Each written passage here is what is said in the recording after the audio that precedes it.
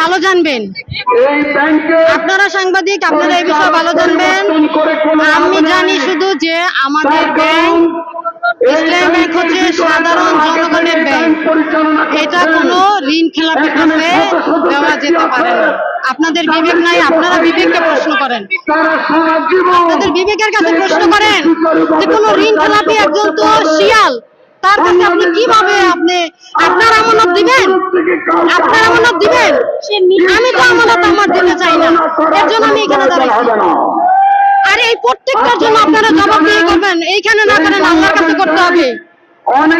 কারণ তার বউ ঋণ খেলাপি, সে কার দোষর? এসালামের দোষর। এসালামের সাতটা কতগুলি ব্যাংক ধ্বংস করছে, সেই টাকাগুলো আগে তুলেন, সেই টাকাগুলো তুলে তারপরে আপনারা আমাদের প্রশ্ন করেন আমাদেরকে। আপনারা শুধু শুধু আমাদেরকে এলোমেলো প্রশ্ন করেন, আমাদেরকে বিভ্রান্ত কেন করেন? আপনাদের নিজেদের কাছে প্রশ্ন করেন, আপনারা